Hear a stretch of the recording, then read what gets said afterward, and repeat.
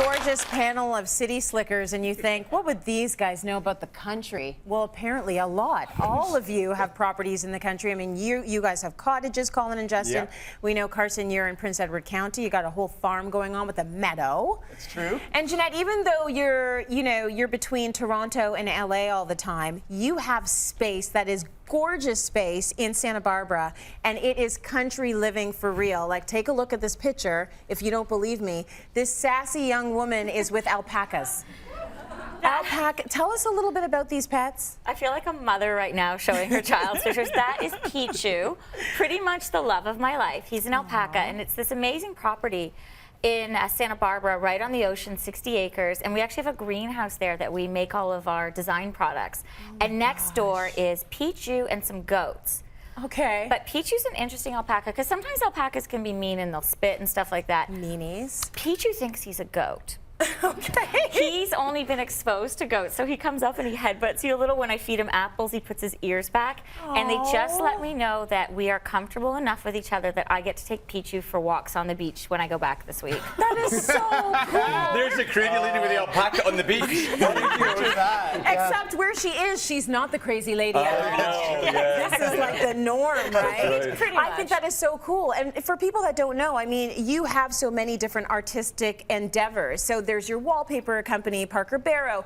There's the, the artists you hang out with. There's your design and decor. There's your entertaining. So it's nice to have this space to just be artistic in. It's so great. We're actually working on a giant fiberglass alligator table right now. So it's a one-off piece for a hotel in London, and it's so fun to have a place to really come. I love the city, but you can go decompress there, create, and it's really fun to be around all these other artists. Yeah. And it's kind of a shared compound with some professional skateboarders, so there's an indoor and outdoor ramp. Kind of cool. Kind of cool, and plenty of eye candy.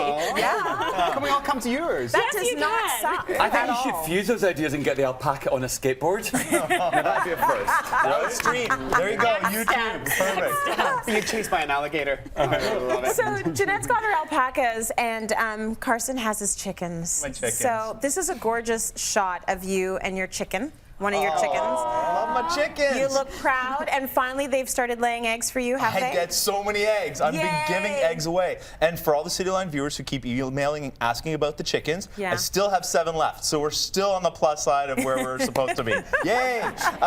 Honestly, we bought in the farm because we had the cottage, and I know you guys probably deal with it a little bit. The commute started to kill me. Like I wasn't enjoying the experience of the commute. I love the cottage and I love the life, but I couldn't handle the commute anymore. So we went a different direction, and we went out towards the farming areas, and I fell in love, and that was it. And I grew up on an apple farm, so for me, it was almost like coming back home.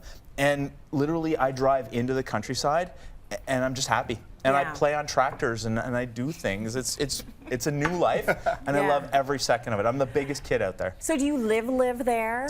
I would say I'm there about 75% of the time. Oh, that's great. I still keep a place in the city, mostly for filming and all the stuff that we do with City Line and my other projects. But the rest of the time, I am country boy. Yeah. Through and through. Well, there's so many viewers that are watching this show from the country right now, and they would agree with you that they like the lack of the hustle.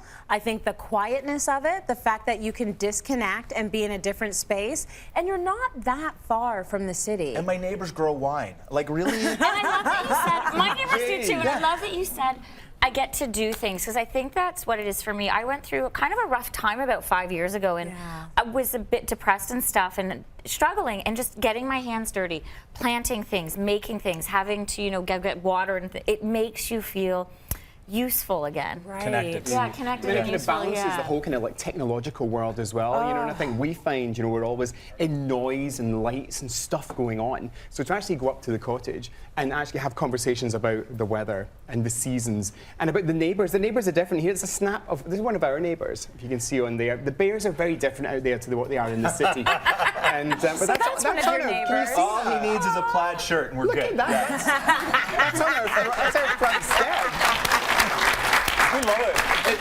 It's so completely and utterly decompressing. I mean, Right. you said, Carson, I totally understand that the drive is long and it's something that can put you off. I actually really like the drive because as soon as I get in the truck, I start to feel the pressures of a really fast life start to ebb away. Yeah. And the nearer I get, the more excited I become at the prospect of kicking back. I totally understand you, Carson, but for me, it's actually part of the joy. How about Yeah. the flip side, the ride home? I hate that part. You're right. I get him to drive. That's my Okay, ticket. Justin's great company. Head like a bladder on a stick. Okay. You know, I like the fact that you say that you can do things, though, that you can't do, you know, in a lot of the cityscapes across the country. Because I think, you know, in the cities, there are festivals and there's events and there's all sorts of amazing things, but a lot of them are very consumer driven. Yep.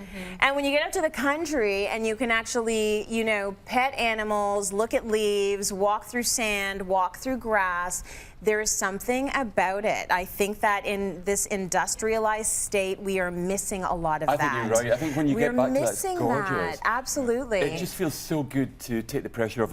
I honestly have to say that my best times and my happiest times, as much as I love my job, and I'm certainly not going to kind of poo on that, I just love getting away and watching the lake and the twinkling and the trees. Yeah. It's just gorgeous. It's calming, isn't it? Throw the phone in the toilet and just, you know, hang out for a while.